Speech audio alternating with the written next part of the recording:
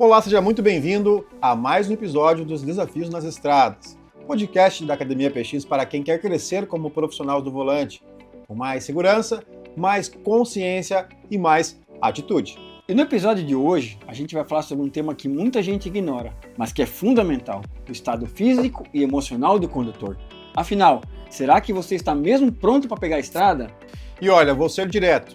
Não adianta ter um bom caminhão, perfeito, manutenção em dia, sinalização da pista. Se o motorista está cansado, estressado, distraído, o risco continua sendo enorme. Exatamente. E quando a gente fala de estado físico e mental, a gente está falando de sono, alimentação, uso de medicamentos, preocupações e problemas em casa. E até daquela ansiedade comum, quando se está com pressa ou com a entrega em cima da hora. A verdade é que dirigir exige corpo, mente funcionando bem. Altair, vamos imaginar uma situação. O motorista não descansou, sabendo que tem que viajar, tomou remédio, está com um monte de problemas em casa, financeiro e de outras ordens. Qual é o efeito que isso vai causar, sabendo que ele embarcou nesse caminhão com atenção que não está devidamente pronta para esse trabalho, né? Cara, as reações ficam mais lentas, ele tende a ficar mais agressivo atrás do volante e, consequentemente, isso pode levar até um sinistro de trânsito. Por isso, fica a dica, se sentiu cansado, fraqueza, o emocional abalado, dá um tempo, respira, para depois seguir viagem. Isso não é fraqueza, é profissionalismo. Muitos motoristas acham que parar é perder tempo. Na verdade, quem para, faz os descansos, ele consegue também, ter uma boa produtividade na estrada. Com isso, ele consegue entregar suas cargas dentro do horário, com mais segurança e com mais saúde. E tem mais, falar sobre isso, se apoiar, perguntar para outros motoristas, isso também faz parte da direção defensiva. Então não adianta ele querer fazer tudo sozinho. Aqui na PX, Michael, a gente acredita muito que o motorista que mais se destaca, na verdade, nem é ao acreditar, é os números que apontam para a gente. Os motoristas que mais se destacam, que mais engajam, que mais conseguem se desenvolver como profissionais, é o cara que busca mais conhecimento. É o cara que está apto para prestar qualquer tipo de contrato, seja um caminhão-tanque, seja um graneleiro, seja um bitrem, é o cara que vai buscar o conhecimento.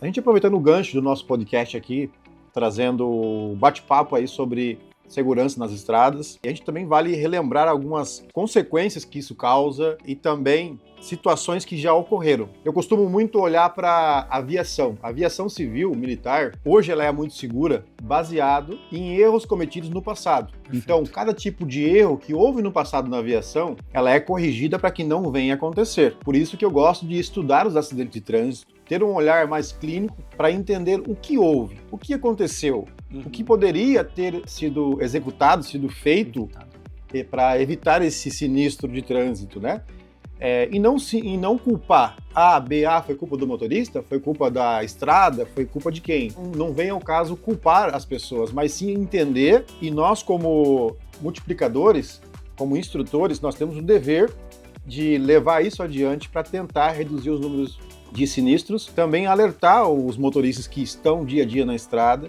para que eles não venham a se envolver em acidente. O tema que eu trago aqui, Mike, é o seguinte: no dia 29 de 1 de 2024, houve um sinistro que aconteceu ali na SC 418, na Serra Dona Francisca, exatamente. E o que aconteceu lá? Uma carreta, carregada com ácido sulfônico, acabou tombando, esse material acabou indo lá para as fluentes, para os mananciais ali, para os rios, e isso desceu aqui, contaminou a região de Joinville, a captação de água foi interrompida por isso, então houve um grande transtorno aqui para a população em decorrência desse sinistro. Mas a pergunta que eu faço para ti hoje, na sua opinião, sinistros envolvendo trechos de serra, o que poderia ser feito para evitar? O que o motorista pode executar na sua rotina diária para que ele não venha a se envolver em um acidente dessa proporção? Para que ele não venha superaquecer freios, para que ele venha poder executar o trabalho dele, descer uma serra com segurança? Primeiro, ele conhecer a topografia de onde ele vai passar. Então, ele fazer um planejamento, uma leitura. Eu vou passar pela Serra de Curitiba, vou passar pela Serra Dona Francisca, enfim, qualquer outra serra, qualquer trecho que vai desprender de um declive, ele tem que fazer essa leitura, ele tem que ter um entendimento, tanto no rastreamento dele, quanto ele como um profissional do volante. Até mesmo porque ali era um produto que não desprendia um contaminante tão forte, era detergente isso, né? Na época, eu lembro dessa ocorrência muito bem. Ele fazendo essa leitura, ele vai saber que ele tem uma descida de 11, 12, 5, 6 quilômetros, enfim, muito importante, revisão do caminhão. Primeiro ponto, checklist, verificação de freios, verificações de KMS, de cuicas, todo um checklist da parte de frenagem.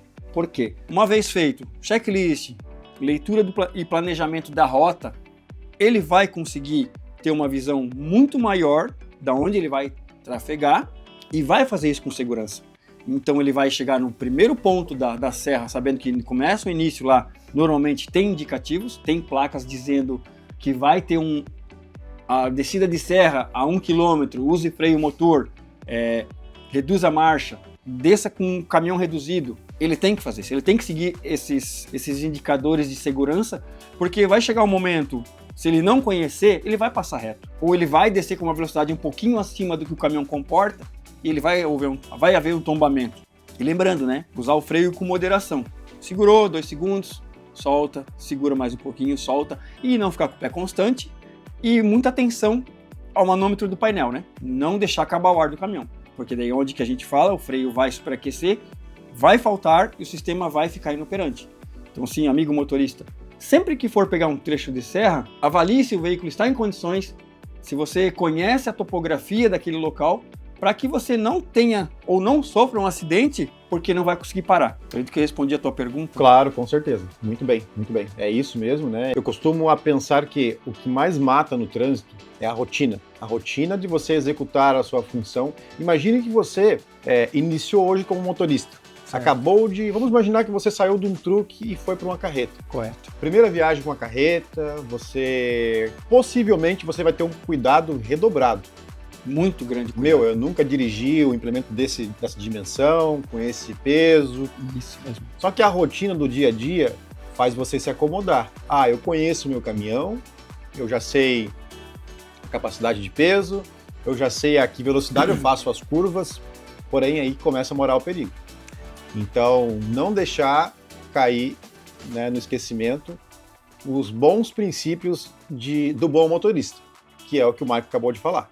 Ser um motorista atento, fazer revisões periódicas, checklists, e isso não compete a nenhum patrão, a nenhum dono de caminhão. Isso é exclusivo do motorista fazer as verificações periódicas do caminhão, do veículo, antes de pegar a estrada. E não é só uma verificação semanal, mas é diária. Rotineira, diária. Todos os dias, antes de iniciar, você tem que se perguntar, primeiramente, aonde que é o princípio da segurança? A hora que você acorda, saber se primeiramente, você é a peça principal do caminhão. Eu estou bem para conduzir?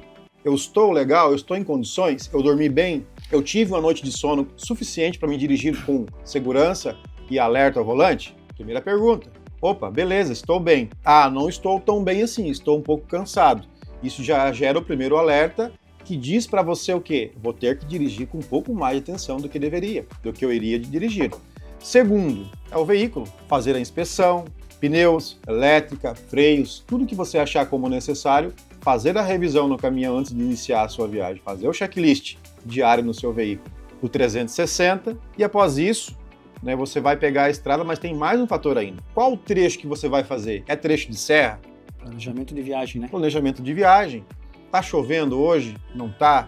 Tem neblina? Tudo isso sendo condicionado, avaliado, estudado antes de iniciar, faz com que você tenha uma viagem produtiva, uma viagem segura e evita imprevistos na estrada, que é o que mais desgasta o motorista. Quando eu viajava, eu sempre costumava, por onde que eu vou? Eu vou daqui a São Paulo. Eu sei que eu posso passar por local A ou local B. Eu me preparo dentro do meu caminhão com uma água, com um tipo de alimento. Exatamente o que eu ia dizer, Michael. Desculpa cortar. Porque pode acontecer de eu ficar horas parado num acidente. Exato. Pode ser que a transportadora, por conta de rastreamento, você não possa desviar uma rota, né?